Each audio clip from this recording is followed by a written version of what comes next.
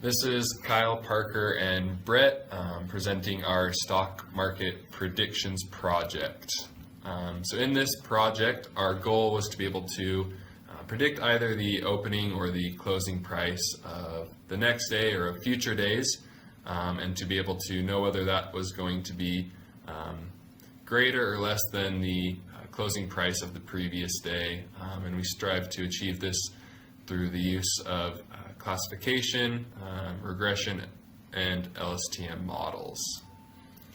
The great thing about this project is that there was so much data and it was really easy to import it into Python.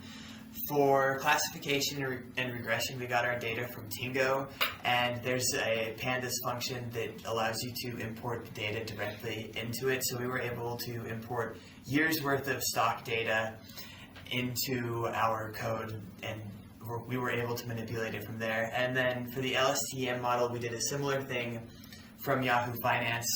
The features that we used were for classification and regression models were the daily high, the daily low, the open and close price for that day, and the volume traded that day.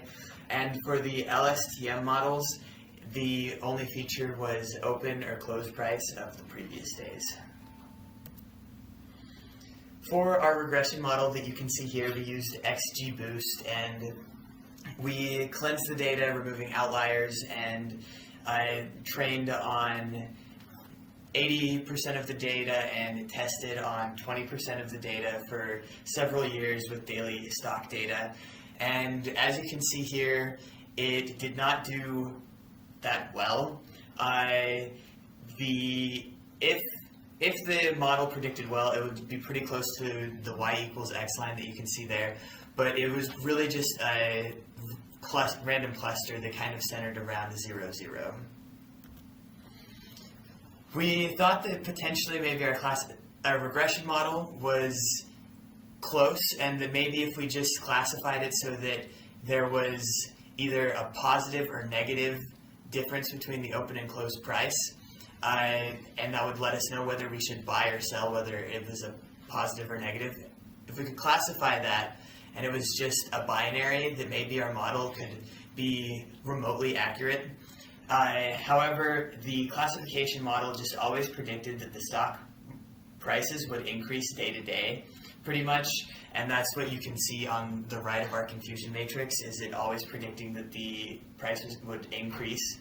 And because the price generally increases, we had an accuracy of 52%, so it was above 50, but that's basically just because it always predicted that the price would increase.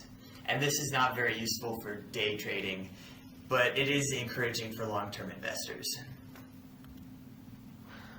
So next we moved on and we tried using an LSTM. For this LSTM, we used the 60 previous days of data, and we did it for the close price, and we also did it for the open price.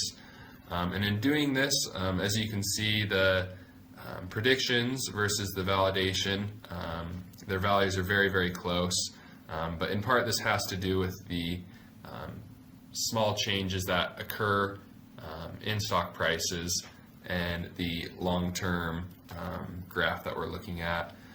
So we tried to look at the differences between the predicted opening and closing prices versus the actual, and as you can see in our predicted, there's a little bit more of a trend up and down, and it stays positive for a while and then stays negative for a while, whereas in actual, it's very volatile and very random.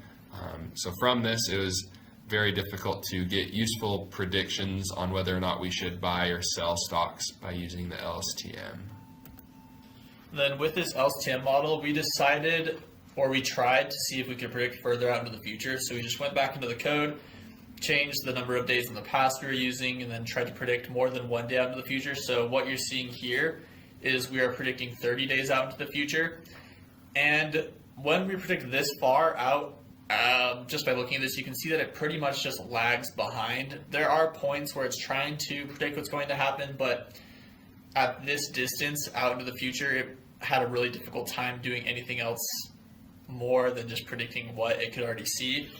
But when we toned it down to just 10 days into the future, you'll see that it does a lot better Like towards the beginning, it's kind of right along, and at other points, it's also able to predict. So we think that using this to predict maybe 5 to 10 days into the future could be particularly more useful than predicting 30 days into the future. In conclusion, though, we decided that the LSTM model was the most useful. As we mentioned, predicting 1 day into the future, it did a really good job, but because of how small the changes are, it's really difficult to use that for day trading, and is more useful simply for trying to predict where the market is going to go. Because it's volatile and unpredictable, we don't think that this is particularly extremely useful for day traders, but the LSTM model is able to, it can be used as a tool to help you make predictions. And then finally, we think what you could do with this project to improve it in the future is to implement more features. These features would most likely need to be things that are outside of the stock market. For example, you could use some kind of machine learning that would look for headlines or tweets from important people about a certain company, and then it would be able to make predictions based on that right away.